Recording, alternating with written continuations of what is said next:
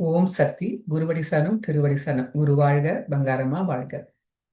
சகல இறக்கமான வழக்கங்க. குழந்தைங்களாம் எப்படி இருக்கீங்க? நல்லா இருக்கிறீங்களா? குழந்தைங்களுக்கெல்லாம் அம்மாவுடைய அருள்வாக்க படிச்சீங்களா? போன கதையெல்லாம் குழந்தைங்க கேட்டீங்களா? பேரண்ட்ஸ் குழந்தைங்களுக்கு என்னத்த பிரார்த்தனை பண்ணணும்னு சொல்லி கொடுத்தீங்களா? தெய்வத்துக்கிட்ட என்ன பிரார்த்தனை பண்ணணும்னு சொல்லிட்டு சொல்லி கொடுங்க. போன கதையில வந்த மாரி தெய்வத்துக்கிட்ட என்ன கேட்கணும்? தெய்வத்துக்கிட்ட, இறைவா, எனக்கு ஆணவம் அகங்காரம் கூடாது. என்கிட்ட இருக்கிற ஆசையெல்லாம் அழிச்சிடுங்க. எனக்கு ஆசை வராம பார்த்துங்க. மேலும் மேலும் ஆசை வர வர துக்கம் வருது. என் மனசுல ஆசைகள் எழும்பாமல் பார்த்துக்குங்க. எனக்கு நீங்க கொடுத்துருக்கத நினைச்சு நான் சந்தோஷப்படணும். அதுவே எனக்கு போதும் என்ற மனமே பொன் செய்யும் சொல்லிட்டு ஒரு அருள் இது சொல்லுவாங்க பழமொழி. அதே மாரி எனக்கு நீங்க எது கொடுத்தாலும் அது என் நன்மைக்கே கொடுக்குறீங்க. அதை மனப்பூர்வமா ஏத்துக்கிற மனப்பக்குவத்தை கொடுங்கன்னு வேண்டிக்கணும். அப்புறம் என்ன சொன்னோம்? ஆஹ் அப்புறமா கடைசியா தான் எல்லா உயிர்களையும் நேசிக்க கருணையான உள்ளத்தை எனக்கு கொடுங்க. அப்பதான் நம்ம கிட்ட வந்து போட்டி, பொறாமை, கோபம் இதெல்லாம் எதுவுமே வராது. அப்போ அதுக்கப்புறம் கடவுள்கிட்ட எனக்கு பிறவான இயற்கை கொடுங்கன்னு அம்மா எல்லாரையும் வேண்ட சொல்றாங்க. அதனால எல்லாரும் குழந்தைங்களுக்கு இது ஈஸியா சொல்லி கொடுங்க. இந்த 5 வார்த்தை தான். 5 வார்த்தை சொல்லி கொடுத்து கடவுள்கிட்ட பிரார்த்தனை பண்ணுங்கன்னு சொல்லிட்டு அப்புறம் நல்லா படிக்கணும், எல்லாரும் நல்லா இருக்கணும்னு சொல்லி பிரார்த்தனை சொல்லி கொடுத்தீங்கன்னா நம்ம குழந்தைங்க நல்லா வளருவாங்க. நல்ல சமுதாயத்தை உருவாக்க முடியும். நல்ல உலகத்தை உருவாக்க முடியும். சக்திங்களா? எல்லாரும் சொல்லுவீங்க நம்புறோம். கிட்ஸ் சேனல் பார்த்து அதை எல்லாரும் ஃபாலோ பண்ணுவீங்கன்னு நம்புறேன். சரி, நம்ம கதைக்கு போவோமா? கடவுளுக்கு பிடிச்சமானவங்க யார்? இது என்ன கேள்வி? எல்லாருக்கும் கடவுளுக்கு பிடிக்கும் தான்றோம். எப்படியாப்பட்டவங்களுக்கு கடவுளுக்கு ரொம்ப பிடிக்கும்னு சொல்லிட்டு இந்த கதையில பார்ப்போமா? அம்மாவுடைய அருள்வாக்கு வந்து பொதுநல உணர்வு தேவை. சுயநல உணர்வு கூடாது. பொதுநல உணர்வு வேண்டும். உள்ள தூய்மையோடும் உள்ளன்போடும் ஆன்மீகத்தில் ஈடுபட வேண்டும். இறைவனை ஈர்க்கும் பக்தி எது? தெய்வத்தை அடைய சமூக தொண்டு செய்தால்தான் தெய்வத்தை அடைய முடியும் என்பதை மனித ரூபத்தில் காட்ட வேண்டும். இது அன்னையின் அருள்வாக்கு. அம்மாவுடைய அருள்வாக்கு பார்த்தீங்களா? அம்மா தான் எப்ப பார்த்தாலும் அம்மா சமுதாய தொண்டு தான் பண்ணிக்கிட்டே இருப்பாங்க. ஏன் நம்மளையும் அதுல ஊக்குவிக்கிறாங்கன்னா, அந்த சமுதாய தொண்டு செய்யறது தான் அம்மாவுக்கு ரொம்ப பிடிச்சமான தொண்டு. தெய்வத்தை அடையறதுக்கு அதுதான் எளிதான வழி. ராமமூர்த்தின்னு சொல்லிட்டு ராமமூர்த்தின்னு சொல்லிட்டு 2 பேர் இருக்கிறாங்க. 2 நண்பர்கள். இதுல வந்து கோதண்டன் என்பவரு, அவர் என்ன பண்ணுவாரு, 2 வேளையும் கோயிலுக்கு போறது, மந்திரங்கள் படிக்கிறது, நாம ஜெபம் செய்யறது, சாமி கும்பிடுறதுன்னு இந்த மாரி செஞ்சுட்டே இருப்பாரு. ஆனா அவர் நண்பர் ராமமூர்த்தியோ அவர் என்ன பண்ணுவார்னா, அவர் வந்து கோயிலுக்கெல்லாம் பெருசா போக மாட்டாரு. ஆனா உதவின்னு யாராவது வந்து கேட்கறாங்கன்னா அவங்களுக்கு உடனே உதவி பண்ணுவாரு. மத்தவங்களுக்கு மனம் நோகக்கூடாதுன்னு சொல்லிட்டு எந்த ஒரு செயல் செய்தாலும் மத்தவங்க மனம் நோகாம, மனம் புண்பாடாம செய்யணும் குணத்தை உடையவர். இந்த கோதண்டம் எப்ப பார்த்தா ராமமூர்த்தியை பார்த்தாலே சொல்லுவாராம், ஏன்பா ராமமூர்த்தி, நீ வந்து சின்ன வயசுல தான் இப்படி இப்படி எங்க பார்த்தாலும் ஓடி ஓடி செஞ்சுன்னு இருந்த. இப்பயே உனக்கு வயசாகி போச்சு. இந்த வயசான காலத்துல போய் கோயிலுக்கு போறது, சாமி கும்பிடுறது, கோயில் குளம் போறது, சாமி கும்பிடுறது, சாமி புத்தகங்களை படிக்கிறது, மந்திரம் படிக்கிறதுன்னு இல்லாம அப்ப பார்த்தாலும் ஓடி ஓடின்னு இருக்கிறியா? அடுத்தவங்களுக்கு ஓடி ஓடி இன்னுமா ஓடின்னு இருக்க வயசான காலத்துல போய் இது கோயிலுக்கு போய் புனித சேகத்தை விட்டுட்டு நீ என்னடா பண்ணிட்டு இருக்கிறன்னு சொல்லிட்டு எப்ப பார்த்தாலும் திட்டிக்கிட்டே இருப்பாராம். அப்ப ராமமூர்த்தி சொல்வாராம், இங்க பாருங்க, எனக்கு என்கிட்ட வந்து உதவின்னு கேட்கறவங்களுக்கு என்னால உதவி செய்யாம எப்படி இருக்க முடியும்? ஆனா எனக்கு சாமி நம்பிக்கை இல்லைன்னு இல்ல. எனக்கு சாமி நம்பிக்கை எல்லாம் இருக்குது. இருந்தாலும் என் மனசுக்கு இது செய்யக்குள்ள எனக்கு திருப்தியா படுதுங்கன்னு சொல்லுவாராம். அப்ப உடனே கோதண்ட சொல்லாராம், உன்னெல்லாம் என்னால திருத்தவே முடியாது. நீ எப்படியாவது போ சொல்லிட்டு நான் கோயிலுக்கு மணியாவது நான் போறேன்னு சொல்லிட்டு கோயிலுக்கு போயிடுவார். கோயிலுக்கு போயிட்டு வந்துட்டு அன்னைக்கு சாயங்காலம் வீட்டுல இரவு தூங்கும்பொழுது அவரை வந்து யாரோ குரல் கொடுத்து கூப்பிடுற மாரி குரல் கேட்டு கண்ணு வச்சு பாக்குறாரு. அந்த கோதண்டம் வீட்டுல கண்ணு முழிச்சு பார்க்கக்குள்ள அப்படியே வீட்டுல சாமியாரில பிரகாசமான ஒரு பெரிய ஒளியில ஜோதி சுரூபமா அவரு வீட்டுல வந்து கடவுள் வந்து அவர் காட்சி கொடுக்கிறாரு. யாருக்கு? கோதண்டத்துக்கு. கோதண்டத்துக்கு உடனே ரொம்ப சந்தோஷமாயிடுச்சு. கடவுளே, இது என்ன கனவா? நீ நினைவிலே எனக்கு கண்ணால உங்களை நான் பார்க்கிறேனே. இந்த இது இது ஒண்ணு போதும். என் ஆயுசுக்கும் இதுவே போதும் கடவுளே. எனக்கு வேற எதுவுமே வேணாம். உங்க காட்சியை பார்த்தேன் பாரு, இதுவே எனக்கு போதும்னு சொல்லிட்டு கடவுள்கிட்ட கேட்கிறாராம். கடவுளே, நீண்ட நாளா எனக்கு நான் 24 மணி நேரம் உங்களையே நான் சாமி கும்பிட்டுன்னு இருக்கிறேன். உங்களையே நினைச்சிட்டு இருக்கிறேன். 24 மணி நேரம் உங்களையே நினைச்சிட்டு இருக்கிறேன். நீண்ட நாளா எனக்கு ஒரு மனசுல ஒரு கேள்வி ஒண்ணு வருது. எனக்கு சொர்க்கத்துல இடம் இருக்குதான்னு கேட்பாராம். எனக்கு சொர்க்கத்துல இடம் கிடைக்குதான்னு சொல்லுங்கன்னு கேட்ட உடனே கடவுள் சொல்லுவாராம், உன்னுடைய பக்தியை நினைச்சு நான் பரவசம் அடைந்தேன் மகனே. உன்னுடைய கேள்விக்கு வந்து நாளைக்கு சாயங்காலம் ஒரு தோட்டத்தை சொல்லி அந்த தோட்டத்துக்கு நீ வா. வரும்பொழுது உன் நண்பனையும் ராமமூர்த்தியும் அழைச்சிட்டு வா. அங்க வந்து உன் கேள்விக்கெல்லாம் நான் பதில் சொல்றேன்னு சொல்லிட்டு கடவுள் போயிடுவார். கடவுளை நேரா பார்த்த காட்சியை பார்த்த ராமமூர்த்திக்கு கோதண்டத்துக்கு ரொம்ப சந்தோஷம். நம்ம எவ்வளவு சாமி கும்பிட்டு தான் கடவுள் இன்னைக்கு நம்மளுக்கே வந்து காட்சி கொடுத்தா ரொம்ப பெருமை தாங்கல, ரொம்ப சந்தோஷத்தோட இருக்கிறார்.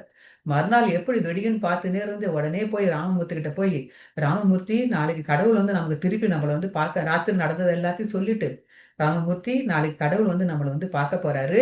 நீங்க நாளைக்கு கண்டிப்பா சாயங்காலம் தோட்டத்துக்கு வந்துரு. நம்ம 2 பேரும் அங்க போறோம். கடவுள் நமக்கு வந்து இன்னொரு தடவை காட்சி கொடுக்க போறாரு. நீ வந்துருன்னு சொல்றாரு. ராமமூர்த்திக்கு ரொம்ப சந்தோஷம். கடவுள் நேரா பார்க்க போறேன்னு ஒரு சந்தோஷத்துல அவரும் இருந்தார். மறுநாள் மாலை பொழுது வரும்னு எல்லாரும் காத்துக்கிட்டே இருக்கிறாங்க. சாயங்காலம் பொழுதும் வந்துடுச்சு. 2 நண்பர் ராமமூர்த்தியும் கோதனும் ரோட்ல நடந்து வந்துட்டே இருக்கக்குள்ள கடவுளை பார்க்க நடந்து போயிட்டே இருக்காங்க தோட்டத்துக்கு. போற வழியில என்ன பண்ணாங்க, 2 பேரும் பேசிக்கிட்டே வரும்போது, ஒரு அம்மா வந்து ஒரு குழந்தைய கையில புடிச்சுனே வரும்போது, அந்த குழந்தை வந்து தவறி கீழ வந்து அடிபட்டுடுச்சு. இத பார்த்த ராமமூர்த்தி உடனே மனசு தாங்காம குடுகுடுன்னு ஓடி போய் அந்த குழந்தைய காப்பாத்த போறாரு. உடனே கோந்தரர் சொல்றாரு, ராமமூர்த்தி, கடவுள் நம்மள பார்க்க வந்துருவாரு. மணி ஆயிடும். நீ இப்ப போய் இந்த குழந்தைய பார்க்க போயிட்டீன்னா, கடவுள் காத்திருக்க மாட்டாரு. கடவுளே பார்க்க வர நேரத்த விட்டுட்டு நீ எங்க இங்க போற? வான்னு சொல்லிட்டு கூப்பிடுறாரு. ஆனா ராமமூர்த்தி அதெல்லாம் காதுல வாங்காம, ஏம்பா, குழந்தை அடிபட்டு ரத்தம் ஒழுகுது. அத வண்டி ஏதாவது ஏற்பாடு பண்ணி ஹாஸ்பிட்டல் அனுப்பிட்டு, அதுக்கு வேண்டியது ஏதாவது செய்யாம நான் எப்படிப்பா வர்றது? நீ வேணா போய்க்கிட்டே இரு. நான் இந்த வேலைய செய்துட்டு பிறகு வரேன்னு சொல்லிட்டு அவரு போயிட்டாரு. இந்த கோதண்டத்துக்கு ரொம்ப கோவமா வருது. கடவுள் வந்து பார்க்கறதுக்கு வர சொல்றாரு. அத கூட பெருசுபடுத்தாம இவன் வந்து இந்த குழந்தைய பார்க்கறதுக்கு போயிட்டான் பாரு. சரி நாங்க போலாம்னு சொல்லிட்டு அந்த தோட்டத்துக்கு போறாரு. தோட்டத்துக்கு போய் ரொம்ப நேரம் காத்து நிற்கிறாரு கோதண்டம். கடவுள் வந்த பாடு இல்ல. சரின்னு அப்படியே காத்துனே இருக்கிறாரு. அப்ப அதுங்காட்டி ராமமூர்த்தி என்ன பண்றாரு, தன்னுடைய வேலையெல்லாம் முடிச்சுட்டு, அதுங்காட்டி அந்த குழந்தையெல்லாம் கவனிச்சுட்டு, எல்லாம் என்ன செய்யணுமோ செய்துட்டு அந்த தோட்டத்துக்கு வந்துட்டாரு. தோட்டத்துக்கு வந்த பிறகு 2 பேரும் சேர்ந்து கடவுள் வந்திருக்காங்களா? ஏதாவது சுவடு தெரியுதா தேடி தேடி பார்க்குறாங்க. எந்த சுவடும் தெரியவே இல்ல. கொஞ்ச நேரம் சென்று என்ன பண்றாங்க, வானத்திலிருந்து ஒரு பெரிய பிரகாசமான ஒளி இறங்கி வருது. அத பார்த்த உடனே அதுலருந்து ஒரு பெரிய தேவதை ஒண்ணு வருது. அந்த தேவதை வந்தோனே, அந்த தேவதை சொல்லுது, "கடவுள் தான் என்ன உங்ககிட்ட அனுப்பிச்சு வச்சாருன்னு" சொல்லுது. வந்து "வணக்கம் ஐயா" 2 பேரும் 2 ஐயாவுக்கும் வணக்கம் சொல்லிட்டு தேவதை சொல்லுது, "கடவுள் தான் என்ன அனுப்பிச்சு வச்சாருன்னு." அந்த தேவதை கையில 3 புக் இருக்குது. இந்த புக்க பார்த்த கோதண்டன் கேட்கிறாரு தேவதை கிட்ட, "தேவதையே, கடவுள் தெரிஞ்சுக்கலாமான்னு கேட்கிறாரு. அப்ப அந்த தேவதை சொல்லுது, "இந்த புத்தகத்துல வந்து யாரெல்லாம் சொர்க்கத்துக்கு போறாங்களோ அவங்களுடைய பேர் இருக்குது இந்த புத்தகத்துலன்னு" சொல்லுது. சொன்ன உடனேயே கோதண்டத்துக்கு, "அப்படியா? சொர்க்கத்துக்கு போறவங்க லிஸ்ட் எல்லாம் இதுல இருக்குதா? பேர் இருக்குதா? அப்பன்னா கண்டிப்பா என்னுடைய பேர் அதுல இருக்கும். நான் 24 மணி நேரம் சாமிய கும்பிட்டு கடவுள் நினைவாவே இருக்கேன்னு. கண்டிப்பா எனக்கு கடவுள் சொர்க்கத்துல இடம் குடுத்துருவாரு. என் பேர் கண்டிப்பா இருக்கும். பார்த்து சொல்லுன்னு" சொல்ட்டான். உடனே அந்த தேவதை என்ன சொல்லுதுன்னா, அந்த புத்தகத்த எடுத்து ஒரு ஒரு பக்கமா திருப்பிக்கிட்டே இருக்குது. திருப்பி பார்த்துட்டு, "இருக்கு ஐயா, உங்க பேரு கோதண்டன் இதுல பேரு இருக்குது ஐயா. உங்களுக்கு சொர்க்கத்துல இடம் இருக்குதுன்னு கடவுள் போட்டிருக்காரு ஐயான்னு." இத பார்த்த உடனே அந்த கோதண்டத்துக்கு தற்பெருமை தாங்கல. சந்தோஷமா, இப்ப நான் என் பேர் இல்லாம எப்படி இருக்கும்? நான் தான் 24 மணி நேரம் கடவுள் நினைப்பாவே 2 வேளையும் சாமி கும்பிட்டுன்னு கோயிலுக்கு போய்க்கிட்டு இருக்கேன். என் பேர் இல்லாம இருக்கமான்னு சொல்லிட்டு, "சரி தேவதையே, என் நண்பன் ராமமூர்த்தியோட பேரு அதுல இருக்குதான்னு பார்த்து சொல்லுன்னு" சொல்றாரு. உடனே அந்த தேவதை என்ன பண்றது, அந்த அந்த அந்த நோட்ல இருக்கிற பேரெல்லாம் திருப்பி திருப்பி பார்த்துன்னு ரொம்ப நாளா திருப்புது. அதுக்கு அவர் பேரையே காணோம். அதுக்கு முகம் மாறி, ஐயா இவரோட பேர் யார் சொல்லுது. உடனே இதுல என் பேர் வர்றதுக்கு எந்த சாத்தியமும் இல்ல. நான் வந்து இவர மாரி 2 வேளையும் கோயிலுக்கு போறதோ, மந்திரங்கள படிக்கிறதோ, சாமி கும்பிடுறதோ நான் எதுவுமே செய்யறது கிடையாது. அப்படி இருக்கக்குள்ள என் பேர் எப்படி சொர்க்கத்துக்கு போற புக்ல இருக்கும். அதனால இருக்கிறதுக்கு வாய்ப்பு கிடையாது. அதனால ஒண்ணும் தப்பு கிடையாது. சொல்லி சந்தோஷமா ஏத்துக்கிறார். உடனே அந்த கோதண்டம் வந்து அந்த தேவதை கிட்ட கேட்கிறாராம். உங்க கையில இன்னொரு புக் வச்சிருக்கீங்களா? அது என்ன புக் சொல்றீங்களான்னு கேட்கிறாராம். அப்போ உடனே அந்த தேவதை சொல்றான், இந்த புத்தகத்துல வந்து மிகவும் புண்ணிய சென்ம ஆத்மாக்கள் யாரு, புண்ணியம் பண்ணவங்களுக்கு பேர்லாம் இதுல இருக்குதுன்னு சொன்ன உடனே கோதண்டம் சொல்லறான், அதுலயும் என் பேர் தான் நிச்சயமா இருக்கும். நான் சொர்க்கத்துல இருக்கிறேன்னா என் பேரு புண்ணியம் பண்ண என் பேரு அதுல இருக்குது தானே பார்த்துட்டு சொல்லுங்கன்னு சொன்னோனே, அந்த தேவதை பக்கம் பக்கமா திரும்பி பார்க்குது. அதுல எந்த பேருமே காணோம். ஐயா இதுல உங்க பேர் இல்லையான்னு சொல்லுதான். உடனே கோதண்டத்துக்கு என்ன பேர், அந்த புக்கை திருப்பி பார்க்கிறாரு. திருப்பி பார்க்கும்போது அந்த புக்ல அந்த நோட்ல முதல் பேரு ராமமூர்த்தி பேர் தான் எழுதியிருக்கிறான். இத பார்த்த உடனே அந்த கோதண்டத்துக்கு ரொம்ப அதிர்ச்சி ஆயிப்போச்சு. இது எப்படி சாத்தியமாகும்? ராமமூர்த்தி பேர் எப்படி வந்து புண்ணியம் பண்ண ஆத்மாக்களுடைய பேர் லிஸ்ட்ல வந்து இருக்கும்? அவன் வந்து கோயிலுக்கு போறது கிடையாது, சாமியும் கும்பிடுறது கிடையாது. அவன் பேர் எப்படி இந்த புத்தகத்துல சாத்தியமே இல்லையே! என் பேரு கூட இல்லவே இல்லையேன்னு சொல்லிட்டு ரொம்ப ஆத்திரமா இருப்பாரு. அப்புறமேட்டா சரி உங்க கையில இன்னொரு புக்கு இருக்குதே, அந்த நோட்ல யார் பேர் எழுதிக்குது, அதுல என் பேர் இருக்கும் பாருங்க, அதுலயாவது என் பேர், அது யார் பேருன்னு கேட்டோடனே அந்த தேவதை சொல்லிட்டான், இந்த நோட்டை வந்து கடவுளுக்கு யாரை ரொம்ப பிடிக்குமோ அவங்க பேர் இதுல எழுதி வச்சிருக்கிறாருன்னு சொன்னோன்னே, அப்ப அது கோதண்ட சொல்லுவாராம், நான் தான் 24 மணி நேரம் சாமி கும்பிட்றேன்ல, அப்ப கடவுளுக்கு என்ன ரொம்ப பிடிக்கும், அது கண்டிப்பா என் பேர் இருக்கும், எத்தனாவது இடத்துல என் பேர் இருக்குது பார்த்து சொல்லுங்கன்னு சொல்லுவாராம். உடனே தேவதை மறுபடியும் அந்த நோட்டை திருப்பி பார்க்குமா, அதுலயும் அந்த கோதண்ட பேர் இருக்காதாம். உடனே கோதண்டத்தை சொல்ல, உங்க பேர் இதுல இல்லையா, இதுல முதல் பேரா ராமமூர்த்தி பேர் தான் எழுதி இருக்குதுன்னு சொல்லுமா. கோதண்டத்துக்கு ரொம்ப கோபமா வந்துருமா, எப்படி ராமமூர்த்தி பேர் இதெல்லாம் வரத்துக்கு சாத்தியமே இல்லையே, அவன் பேரு புண்ணியம் பண்ண புக்ல இருக்குது, கடவுளுக்கு பிடிச்சமான பேர்ல இருக்குது, என் பேர் மட்டும் சொர்க்கத்துல இருக்கு, சொர்க்கத்துல போறவங்க வந்து புண்ணியம் பண்ண ஆத்மாக்கள் கிடையாதா, கடவுளுக்கு பிடிச்சவங்க கிடையாதான்னு சொல்லிட்டு கேள்வி கேட்டு ரொம்ப கத்த ஆரம்பிப்பாராம். அந்த நேரம் பார்த்து கடவுள் வந்து காட்சி கொடுக்குறேன்னு சொன்னாரு, கடவுளே வந்துருவாராம். கடவுள் வந்ததை கூட பெருசுப்படுத்தாம அவர் ரொம்ப கோபமா வந்து அந்த தேவதை கிட்ட கத்தி நிற்பாராம். அப்ப இறைவன் சொல்வாராம், இறைவன் வந்து அவர்கிட்ட சொல்வாராம், வானத்தை தூக்கி, நீங்க வந்து 24 மணி நேரம் என்னை நினைச்சு நீங்க பூஜை பண்ணனால என் மனம் மகிழ்ந்தது, நான் சந்தோஷப்பட்டேன், பரவசப்பட்டேன். ஆனா இந்த பிரிவுல நீங்க வந்து யாருக்குமே எந்த கெடுதலும் செய்யாம இருந்ததுனால உங்களுக்கு சொர்க்கம் கிடைச்சது. அதாவது நீங்க என்ன பூஜை பண்ணதுனாலையும் யாருக்கும் எந்த கெடுதலும் நீங்க நினைக்கல இந்த பிரிவில, அதனால உங்களுக்கு சொர்க்கம் கிடைச்சது. ஆனா நீங்க இந்த பிரிவுல புண்ணியத்துல புண்ணிய புத்தகத்துல இடம் பிடிக்கிறதுக்கு நீங்க எந்த புண்ணியமும் பண்ணலையே, நீங்க யாருக்கும் எந்த உதவியும் செய்யல, உங்ககிட்ட யாரும் உதவியும் தேடி வரவும் இல்லையே, அப்படி இருக்கிறப்ப நீங்க எந்த உதவியும் பண்ணல, புண்ணியம் பண்ணாதப்ப உங்க புக்கு எப்படி புண்ணிய புக்ல இடம் கிடைக்கும், புண்ணிய புக்ல உங்க பேர் இடம் கிடைக்கல, அதுதான் காரணம் சொன்னாராம். அப்புறம் மேலும் கடவுள் சொன்னாராம், இந்த உலகத்துல யார் வேணாலும் என் துதி பாடலாம், ஆனா எவர் ஒருவர் வந்து அஹ், சுயநலம் கருதாமல் பிறர் நலம் கருதிய யாரு வந்து மத்தவங்களுக்கு உதவி செய்யறாங்களோ அவங்களுக்கு தான் எனக்கு பிடிச்சமானவங்க, அவங்க தான் எனக்கு நான் விரும்புற பக்தர் அவன் தான் சொன்னாராம் கடவுள். அப்ப உடனே கடவுள் சொன்னாராம், உங்களுக்கு நண்பன் வந்து ராமமூர்த்தியும் அப்படிதான், அவரு வந்து எந்த நேரம் என்னை துதி பாடல, என்னை வழிபாடு பண்ணல, என்னை பூஜை பண்ணல, ஆனா அவருக்கு வந்து சுயநலம் கருதாமல் யாருக்காவது உதவின்னு சொன்னார்னா உடனே அடுத்த நிமிடம் கூட யோசிக்காம மத்தவங்களுக்கோசம் உதவி செய்யும் எண்ணம் உடையவர். வரும்போது கூட பாருங்க, என்ன நான் நான் காத்து இருப்பேன்னு கூட என்ன கூட பெருசுப்படுத்தாம, என்ன கூட பொருட்படுத்தாம, அந்த கீழே விழுந்த குழந்தைய போய் காப்பாத்துறதுக்கோசரம் போனாரு பாருங்க. அந்த ஒரு நல்ல எண்ணத்துக்கோசரம், அந்த பிறருக்கு உதவி செய்யற அந்த எண்ணத்துக்காக விட்டுதான் அவருடைய பெயர் வந்து புண்ணிய புத்தகத்திலையும், எனக்கு பிடித்தவானவர் என்ற புத்தகத்திலையும் அவர் பேர் இடம் பிடிச்சதுன்னு சொன்னாராம் கடவுள். அவர் மேலும் கடவுள் என்ன சொன்னார்னா, சுயநலம் இல்லாம பிறருக்கு உதவி செய்யறவங்களுக்கு வந்து உதவி செய்யறவங்களுக்கு என்னைக்குமே என்னுடைய பேர்ல வந்து அவங்க என்னுடைய மனசுல அவங்க நிலைச்சு இருப்பாங்க. அந்த இது பிறருக்கு தீங்கு விளைக்காம இந்த பிறவியில வந்து மத்தவங்க யாருக்கும் எந்த கெடுதல் செய்யாம, தீங்கு விளைவிக்காம, தீங்கு நினைக்காம இருக்கிறது சொர்க்க நிச்சயம். ஆனா அதே சமயம் பிறருக்கு வந்து சுயநலம் இல்லாமல் பிறருக்கு உதவினா உடனே ஓடி போய் உதவி செய்யறாங்க பாருங்க, அவங்களுக்கு என் திருவடியில் என்னைக்குமே இடம் கிடைக்கும்னு கடவுள் சொன்னாராம். அப்ப கடவுள் விரும்புவது என்னன்னா, நீங்க பூஜை செய்யறது, வழிபாடு பண்றது, தியானம் பண்றது எல்லாமே கடவுளுக்கு பிடிச்சமானதுதான். அவங்களுக்கு கடவுள் வந்து நம்ம எந்த தீமையும் செய்யாம இருந்தா கடவுளுக்கு பிடிக்கும். ஆனா அவங்களுக்கு சொர்க்கத்துல தான் இடம் கொடுப்பாரு. யார் ஒருவர் சுயநலம் கருதாமல் பிறர் நலம் கருதி பிறருக்கு தொண்டு செய்யறாங்களோ அவங்களுக்கு தான் கடவுளுக்கு பிடித்தமானவர், புண்ணியமானவர் சொல்றதுனால கடவுள் தன் திருவடியிலேயே அவங்கள வச்சுக்குவாங்களாம், திருவடியில இடம் கிடைக்குன்னு சொல்லிட்டு கடவுள் சொல்றாரு. அதனால இந்த உலகத்துல புண்ணியம் எங்க இருக்குதுன்னு நம்ம தேடி தேடி ஓட வேணாம். யாராவது நம்ம கஷ்டப்படுறவங்களுக்கு நம்மளால முடிஞ்ச சிறு உதவிய சிரிச்ச முகத்தோட அவங்க மனசுல சந்தோஷமா நம்ம செய்தாலே அதுவே ஒரு பெரிய புண்ணியம் தான். அப்படிதான் நம்ம அம்மா பக்தர் கூட என்ன சொல்றாங்க, அம்மா இருக்குதான் நமக்கு முக்கியமா ஏழை எளியவர்களுக்கு தொண்டு செய்யுங்க, தொண்டு செய்யுங்கன்னு ஏன் அம்மா வலியுறுத்துறாங்கன்னா இதுதான். நமக்கு நல்ல புண்ணியத்தையும் நல்ல ஒரு கடவுளுக்கு பிடித்தமான பக்தரா நம்ம வருவதற்காக தான் அம்மா இப்படி சொல்றாங்க. அம்மாவுடைய பக்தர் அப்படிதான் தூத்துக்குடியில ஒரு அன்பர் ஒருத்தர் இருந்தாரு. அவர் வந்து நல்லா வழிபாடு பண்றது நல்ல பக்திமான். ஒரு தடவை அம்மா கிட்ட அல்வாக்கு கேட்கலாம் சொல்லிட்டு தூத்துக்குடியில இருந்து பஸ்ல வந்து இருந்தாராம். அவர் மதுரைக்கு வரக்குள்ள இரவெல்லாம் பிரயாணம் பண்ணிட்டு மதுரைக்கு வரக்குள்ள காலையில 6 மணிக்கு மதுரைக்கு வந்திருக்காரு. மதுரைக்கு வரும்போது ஒரு ரோடுல வழியில பஸ்ஸை நிறுத்திட்டாங்களாம். என்னன்னு எல்லாரும் பஸ்ல இருந்தவங்களாம் பார்த்ததுல அங்க ஒரு யாரோ ஒருத்தர் இறந்து கிடந்துக்கிறாரு. ஒரு அனாதை பொண்ணு இறந்து கிடந்திருக்கு. அத சுத்தி 4 பேர் நின்னு வேடிக்கை பார்த்துன்னு இருக்கிறாங்க. அந்த ஊர் மக்கள்லாம் யாருமே கண்டுக்கல. அப்ப வந்து அங்க பேசிக்கிறாங்களாம். அந்த மரத்தடியில இருந்தவங்கலாம் பேசிக்கிட்டாங்க. அதாவது போலீஸ் வந்து பார்த்துட்டு போயிடுச்சு. எந்த இதுவும் செய்யல.